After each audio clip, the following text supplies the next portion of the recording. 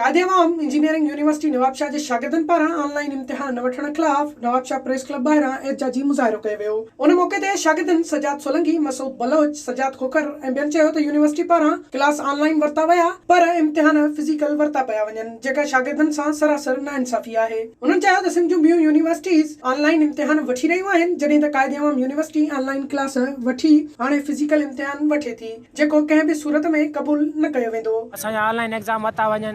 गुज़िरियल 5 ॾींहंनि खां असां वीसी साहब सां मुलाक़ात करण लाइ वञी रहिया आहियूं, पर वीसी साहब असां न मिलण लाइ तयारु आहे, न ई असांजा मुतालबा मञण लाइ तयारु आहे।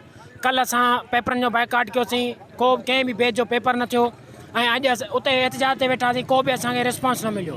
आई पुलिस असां लाठी चार्ज करण लाइ तयारु थी आया, बख़्तरबंद गाॾियूं भरिजी आयूं, राति असांजा हॉस्टल बंदि करे छॾियऊं, असांजे नियाणियुनि जी तज़लील कयूं। इंतिज़ामिया असां छा कयो आहे त हॉस्टल ते राति जो पुलिस घुराई अथनि, FIR जी धमकी ॾेई वई आहे, छोकिरनि खे हिरासा कयो थो वञे।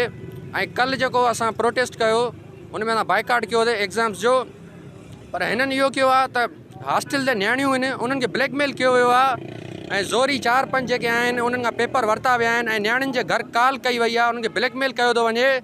ऐं असांजी जेका बि हॉस्टल जी सहूलियत आहे उन मां असांखे मुतासिर कयो आहे, जंहिंमें वाईफाई आहे, पाणी आहे, हर शइ बंदि करे छॾी अथनि। अंदर जेके 1-2 होटल आहिनि हॉस्टल में उहे बि बंदि किया विया आहिनि। हमारा यही मुतालबा है। इन लोगों ने कल रात इन लोगों ने एक नोटिफिकेशन निकाला है, उसमें ये भी बात कही है कि आप लोगों के जो एग्ज़ाम है वो पोस्टपोन कर दिए गए हैं और आप लोग वेकेट द हॉस्टल। हम हॉस्टल को क्यों खाली करें? हमारे ऑलरेडी 5-6 महीने ज़ाया हो चुके हैं, हम अपना वक्त ज़ाया नहीं करना चाहते, हम यहाँ पर इंजीनियर बनने के लिए आए हैं। उन्हनि मुतालबो कयो त ऑनलाइन इम्तिहान वठी बेचैनी ख़त्म कई वञे, ॿी सूरत में एहतजाज जो दायरो वधायो वेंदो। विज़िट कयो अवामी आवाज़ मीडिया ग्रुप जी वेबसाइट awamiawaz.pk